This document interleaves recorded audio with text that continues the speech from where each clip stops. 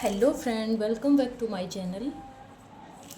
Today we will start Pehel Maths workbook for class 3rd assessment 13. Our first question is the shaded part of which figure is more than half. ये shaded part हमें दे रखे हैं तो उसमें हमें ये बताना है कि कौन सी फिगर में हाफ से भी ज़्यादा पार्ट है वो शेडेड है। तो इनमें सब में से फोर्थ ऑप्शन है वो करेक्ट हो जाएगी क्योंकि इसमें क्या है हाफ से ज़्यादा है। Fraction for the statement 1/4 of a mango is 1/4 mango, तो 1/4 मैंगो ये हो जाएगा ऑप्शन। नेक्स्ट है if Pankaj has 4 equal parts of 1 chocolate, मतलब 4 इक्वल पार्ट्स करने उसे एक चॉकलेट के, ठीक है। If 2 parts are eaten out of equal parts, तो यदि 2 पार्ट्स हैं वो क्या खा चुके हैं आउट ऑफ इक्वल पार्ट्स में थे, then how much part of chocolate left, तो क्या है एक चॉकलेट थी उसके 4 पार्ट करने थे 1 2 3, ठीक है। तो 2 इक्वल पार्ट्स वो खा चुका है, ये भी खा चुका है, ये भी खा चुका है, मतलब हाफ खा चुका है, तो कितना बचा हाफ। तो यहाँ पर डी ऑप्शन करेक्ट हो जाएगा। नेक्स्ट क्वेश्चन देखिए, रीड द फ्रैक्शन 3/4, तो 3/4 को हम ऐसे रीड करेंगे। Question number 5, which figure is divided into equal parts, कौन सा फिगर है यहाँ पर इक्वली जो इक्वल पार्ट्स में डिवाइड है, तो उसमें ये वाला बड़ा है और इसमें क्या है 1 2 3 4 5 6 और ये वाला इसमें छोटा है। तो इक्वल पार्ट्स में यहाँ पर क्या है,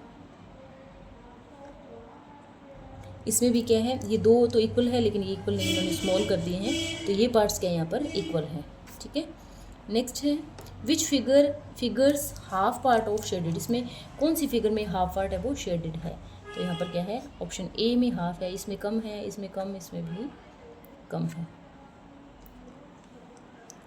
नेक्स्ट देखिए question number 7, which figure is divided into 2 equal parts, कौन सा फिगर यहाँ पर 2 इक्वल पार्ट्स में डिवाइडेड है, जो सही है उस पर ट्रू करना है और जो नहीं है इक्वल में उस पर क्रॉस करना है। ये फॉल्स है एंड ये क्या है ट्रू है।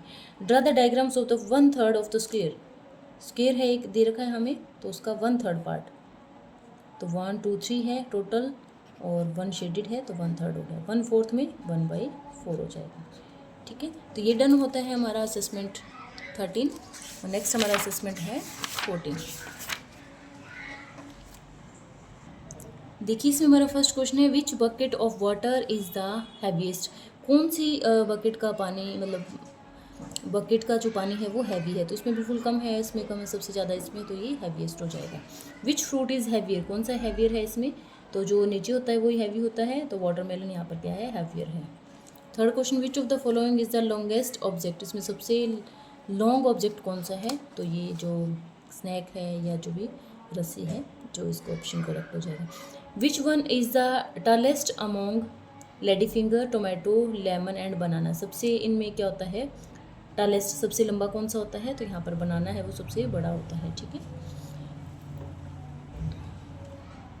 Where should Ram and Shyam sit in the given seesaw show that the position, Shyam और राम हमें यहाँ पर दे रखे हैं, तो show that the position of the swing does not change, ठीक है। तो यहाँ पर हमें दे रखा है पी एंड क्यू, इनको बना रखा है, तो यहाँ पर क्या है श्याम क्या है जो है वो पोजीशन है उसकी,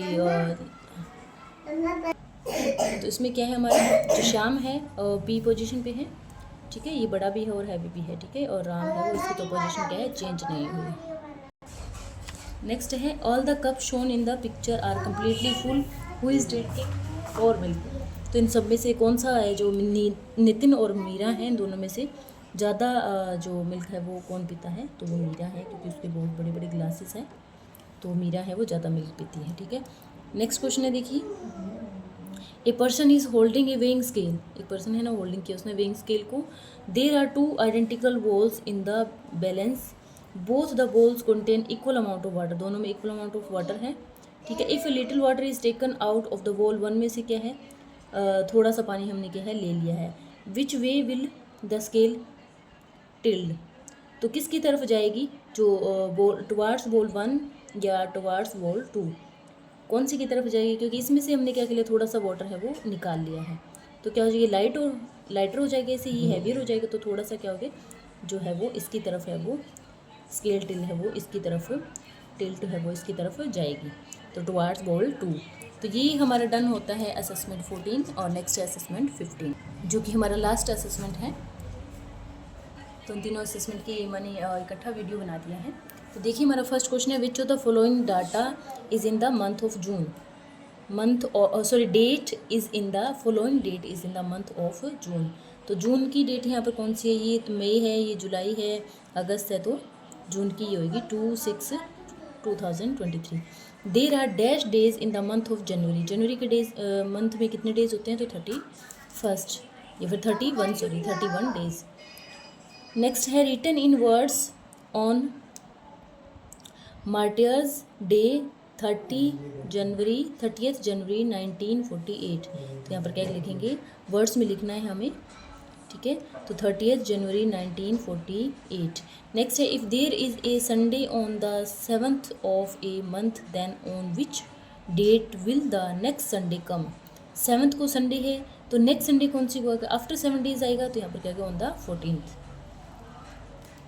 Rakesh has been travelling to Varanasi since the 3rd, that on the 18th will return to his home and celebrate his birthday on 21st.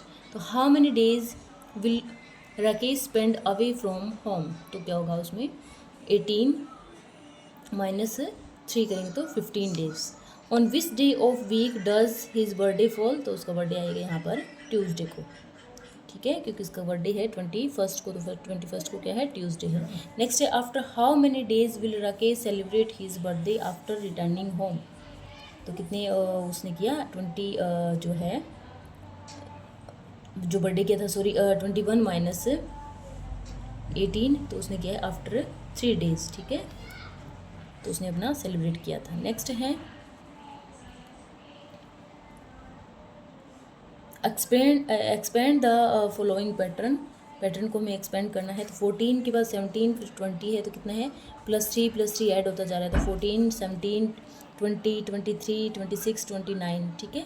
Next वाला दे रखा है हमें 30 और उसके बाद 23 फिर 16, तो मतलब -7 हम इसमें से सब्ट्रैक्ट कर रहे हैं। तो जो पैटर्न है वो -7 इसमें से सब्ट्रैक्ट हो रहा है, तो 30 फिर 23 16 फिर 9 फिर 2 -5 आ जाएगा। नेक्स्ट क्वेश्चन है, complete the table by counting the shape in the picture, which shade has the maximum number. कौन सी शेड का यहाँ पर मैक्सिमम नंबर है, तो मैंने यहाँ पर टोटल लिख रखी है, नंबर ऑफ ये शेप्स हैं, ये नंबर ऑफ शेप्स है, 8 10 9 और 8 है। तो यहाँ पर सबसे ज़्यादा शेप किसकी है, ट्रायंगल की, तो ट्रायंगल कितनी है, 10 है। Which shape has a list number, सबसे कम किसका है, तो स्क्वायर का और रेक्टेंगल का है, तो रेक्टेंगल एंड स्क्वायर लिखेंगे तो वो कितनी है, 8 है। तो ये हमारा डन होता है असेसमेंट 15। इसी के साथ कंप्लीट होती है हमारी जो पहल की मैथ्स वर्कबुक की सारी assessment and videos. Thanks for watching, bye bye.